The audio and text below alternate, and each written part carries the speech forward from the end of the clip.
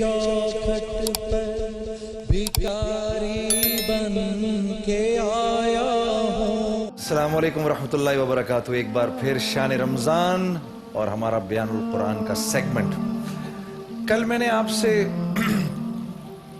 कुछ साथियों के कहने पर मैंने कुछ थोड़ी बहुत अपनी आप बीती ज़िंदगी को अल्लाह इस तरफ से उस तरफ कैसे ले गए कुछ थोड़ी सी शुरू की थी। कहीं एक जगह पे जाके मैं रुक गया था कि मेरी मौलाना तारिक जमील साहब से मुलाकात हुई और फिर उस मुलाकात में उन्होंने मेरे से क्या बात की मैंने आपसे अर्ज़ किया था कि मैं आपको आज बताऊंगा, वो मैं आपको बताता हूं।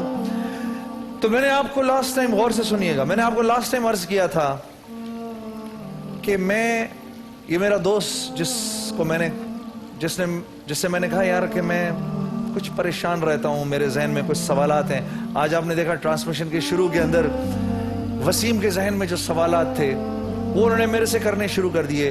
हम दोनों एक दूसरे से इस किस्म की बातें करते रहते हैं। मैं भी अपने बुजुर्गों से ऐसे सवालात करता रहता था, लेकिन मैं शुरू में मेरी परेशानी कि मेरे पास शोहरत भी है, नाम भी है, दौलत भी है, सब कुछ है, मैं अंदर से इतना खाली क्यों हूं, ये बात मुझे अंदर ही अंदर बेचैन किए डालती थी, खाए डालती थी। मुझे समझ नहीं आता था कि मैं क्या करूं, किससे बात करूं। खैर मेरा ये जो दोस्त मेरे पास जिसने आहिस्ता आहिस्ता आना शुरू किया, जिसका नाम जुनैद गनी था, इसने मेरी फिर मौलाना तारिक जमील साहब से मुलाकात करवाई। और मैं मौलाना के पास जब पहली मर्तबा गया तो मैंने आपको बताया, मौलाना ने मुझे ऐसे करके देखना शुरू कर दिया। मैंने पूछा आप मुझे क्यों देख रहे हैं? फरमाने लगे तेरे बड़े बड़े बोर्ड मेरे शहर में लगे हुए हैं। फैसलाबाद रहते थे मौलाना, बड़े बड़े बोर्ड फैसलाबाद में लगे हुए हैं। मैं इन बोर्ड्स को देखता था और मैं कहता था या अल्लाह, इस नौजवान को हिदायत नहीं मिल सकती। आज जब मैं कराची आ रहा था तो एयरपोर्ट पे जब मैंने तेरा बोर्ड देखा, उस बोर्ड को देखकर मैंने कहा या अल्लाह, क्या ये हो नहीं सकता इस नौजवान से मेरी मुलाकात हो जाए? और देख अल्लाह ने तुझको मेरे सामने लाकर खड़ा कर दिया है। मैं बड़ा हैरान हुआ इस बात पर और मैंने मौलाना से ये अर्ज की, मैंने कहा मौलाना मुझे ये बताइए, एक पाकिस्तानी नौजवान मेरी उम्र का जिस नाम शोहरत दौलत का तस्वुर भी नहीं कर सकता, वो सब का सब मेरे पास मौजूद है, फिर भी मैं अंदर से इतना खाली क्यों हूं?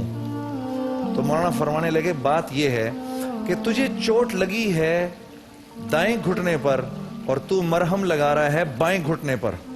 मैंने कहा जी मतलब क्या इस बात का? तो फरमाने लगे देखो अल्लाह ने इंसान को दो चीजों से बनाया है। एक जिस्म से बनाया है, ये जिस्म मिट्टी का बना हुआ है, तो अल्लाह ने इसकी तमाम ज़रूरियात को मिट्टी में रखा है। जो हम खाना खाते हैं, पानी पीते हैं, जो हम कपड़े पहनते हैं, जिन घरों में हम रहते हैं और जिन चीज़ों का हम इस्तेमाल करते हैं, ये सब की सब इंसान के जिस्म की ज़रूरियात हैं। इसलिए क्योंकि जिस्म मिट्टी का है, अल्लाह ने इन तमाम चीज़ों को मिट्टी से निकाला है। रूह अल्लाह का अमर है, ये आसमानों से आई है, तो इसकी खुराक भी आसमानों पर है, जमीन पर नहीं है।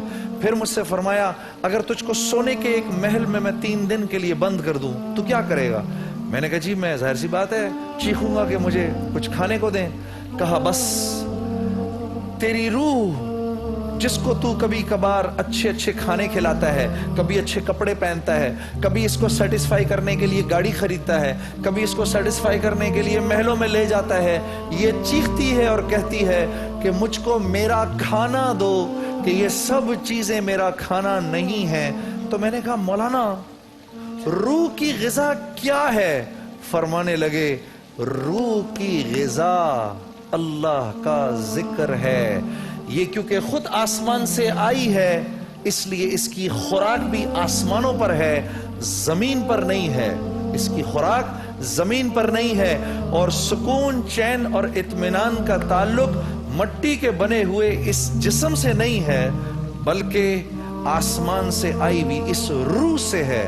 तो जब ये रूह इसको इसकी खुराक मिलेगी तो ये खुश हो जाएगी और फिर तुमको वो सुकून, चैन, इत्मीनान मिलेगा जिसको तुम ढूंढ रहे हो। इस पर मैंने मौलाना से ये अर्ज की, मौलाना मैंने तो सुना है कि मौसीकी रूह की ग़िज़ा है।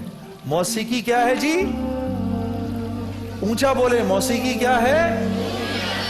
यही मैंने मौलाना से कहा, मौलाना मैंने तो सुना है موسیقی روح کی غذا ہے. اس پر مولانا نے کہا، کیا فرمایا؟ یہ کل بتاؤں گا انشاءاللہ.